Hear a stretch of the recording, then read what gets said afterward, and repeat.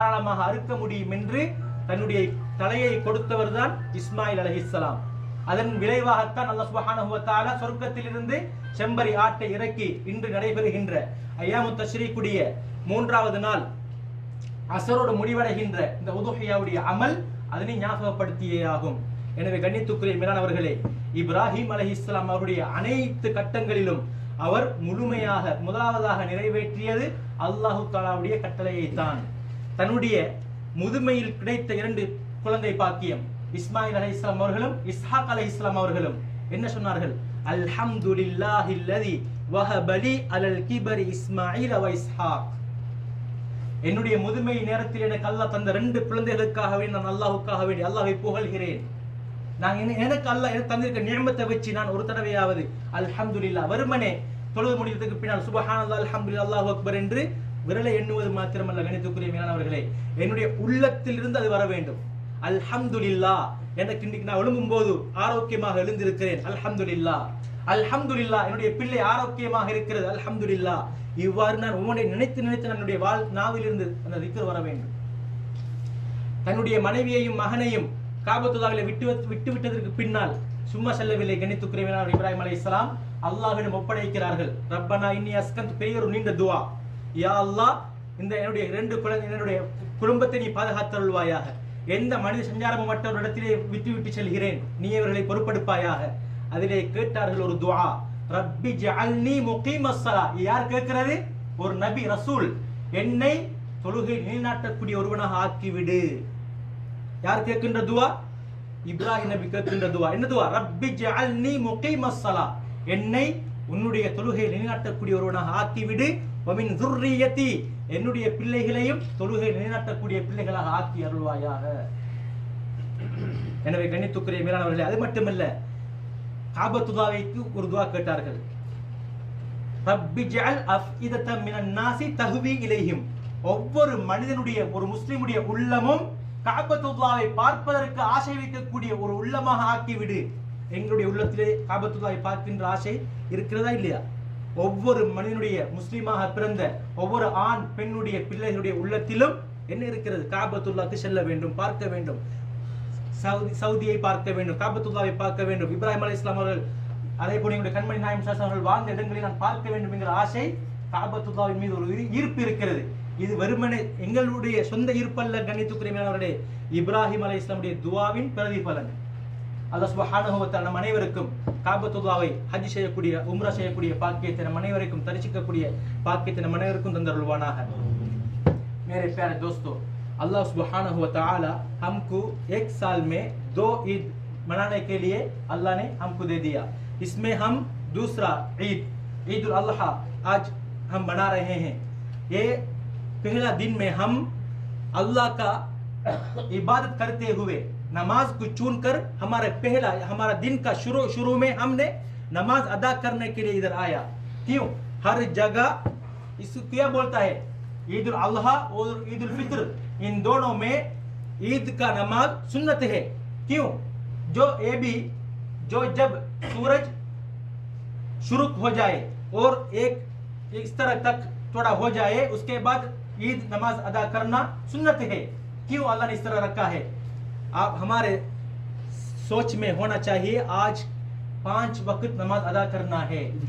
उस तरह हमारे दिल में इस तरह सोच आना चाहिए. और इसी तरह ये हज का अमल अभी हो रहा है, और इसी तरह हम ईद उल अज़हा का ईद हम मना रहे हैं. ये सिर्फ एक फैमिली वालों को जो तलहिया, जो कुर्बानी की है, उसको याद करते हुए हम ईद मना रहे हैं. इब्राहिम अलैहिस्सलाम वालिद, हाजर अलैहिस्सलाम माँ, इस्माइल अलैहिस्सलाम बेटा, इन तीनों का अमाल उनको याद करने के लिए हम मना रहे हैं.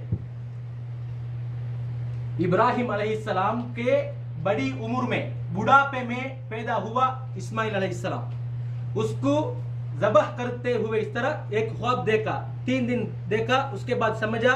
क्यों? अनबिया अलैहिस्सलाम का ख्वाब भी वही का एक पार्ट है, एक जुज़ू है. फिर समझ लिया ये वही है. फिर उसके बाद उसको लेकर जा रहा है ज़बह करने के लिए. अपने बेटे के सामने ये पेश करता है, मैं इस तरह आपको ज़बह करते हुए ख्वाब में देखा, ये अल्लाह का हुक्म है, मैं क्या करूं. इस्माइल अलैहिस्सलाम, ये जो छोटा बच्चा है, क्या कहा? इफ़अल मा तुमर, अल्लाह ने आपको जो हुक्म दिया वो ये करो। सतजिदुनी इंशाअल्लाहु मिनस साबिरीन, मैं भाग नहीं होऊंगा, मैं भागा नहीं हूं, मैं इधर ही होऊंगा, आप मुझे ज़बह करो। और इसी तरह जो इब्राहिम अलैहिस्सलाम का वालिद, वो असनाम, पत्थरों को बुत इस तरह करते थे, इस टाइम भी अपने वालिद को किस तरह बताया, किस तरह बुलाया? या अबती, ए मेरे प्यारे वालिद साहिब, इस तरह बुलाया। इसके जरिए, इसके वासिते से जब इब्राहिम अलैहिस्सलाम को बच्चा पैदा हुआ, बेटा पैदा हुआ, ये बेटा किस तरह अपने वालिद को बुला रहा है? या अबती, ए मेरे प्यारे बेटे। मैं किस तरह मेरे वालिदैन के साथ मुआमला करता हूं, इसी तरह मेरे बच्चे, बेटा बेटी मेरे साथ मुआमला करेगी। अगर मैं अच्छा नहीं हो, मेरे वालिदैन के साथ मेरा बच्चा भी मेरे साथ अच्छा नहीं होगा। ये आप याद करना है, याद रखना है। और इसी तरह इस दुनिया में भी अल्लाह सुब्हानहू व तआला कुछ गुनाहों को इस दुनिया में भी उसके लिए जजा दे देते। उसमें एक है अपने वालिदैन के साथ मुआमला करने में अगर मैं अच्छा नहीं हूं, उसके लिए अल्लाह सुब्हानहू व तआला इस दुनिया में भी उसके लिए जजा दे देता है। इसलिए हम अपने वालिदैन के बारे में कुछ सोचकर हम मुआमला करना है। और इसी तरह जब हाजर अलैहिस्सलाम और इस्माइल अलैहिस्सलाम दोनों को, क्योंकि सारा अलैहिस्सलाम को गिफ्ट मिला हाजर अलैहिस्सलाम, इब्राहिम अलैहिस्सलाम का दूसरी बीवी, उसको पहला बच्चा हुआ। फिर सारा अलैहिस्सलाम को जो हाजर को देख के उसका दिल में थोड़ा नफरत आते थे, इस वजह से क्या बताया, मेरे आंख से थोड़ा दूर उनको करे। उसके बाद ये दोनों को, हाजर और इस्माइल अलैहिस्सलाम दोनों को शाम से, फलस्तीन से काबतुल्लाह जो अभी है मक्का को लेकर आया। इस टाइम मक्का में कोई भी नहीं है, कोई भी नहीं, सिर्फ सहरा। इस टाइम हाजर अलैहिस्सलाम पूछा, ये अल्लाह का हुक्म है? फिर इब्राहिम अलैहिस्सलाम सर से इस तरह इशारा किया। फिर क्या कहा हाजर अलैहिस्सलाम, अगर इस तरह हो अल्लाह मुझे जाई नहीं करेगा। इसी तरह अल्लाह जाई नहीं किया। उसके पास कुछ पानी और खजूर था, ये खत्म हो गई। उसके बाद बच्चा रो रहा है, उसको दूध पिलाना है। उसके बाद दूध नहीं हो रहा है पानी भूख की वजह से। उसके बाद सफा मरवा के जो जबल है, पहाड़ है, उसको 7 मरतबा देखा। उसके बाद जिब्रील अलैहिस्सलाम आकर जो इस्माइल अलैहिस्सलाम का जो पाँव के जो निशानी से इस तरह पानी आया। उसके बाद हाजर अलैहिस्सलाम उसको इस तरह रखा। अगर इस तरह नहीं किया हो, फिर जमजम कुआं नहीं, जमजम दरिया हो जाता। नबी अकरम सल्लल्लाहु अलैहि वसल्लम ने क्या कहा, रहिमल्लाहु उम्म इस्माइल, अल्लाह सुब्हानहू व तआला इस्माइल अलैहिस्सलाम की माँ हाजर को रहमत करे। क्यों? एक पानी को इस तरह किया, इस वजह से वो कुआं हो गया, वरना ये दरिया बन जाता। और उसके बाद जब ये हो गया, उसके बाद अल्लाह ने क्या कहा, किस तरह बनाया, जो कुछ साल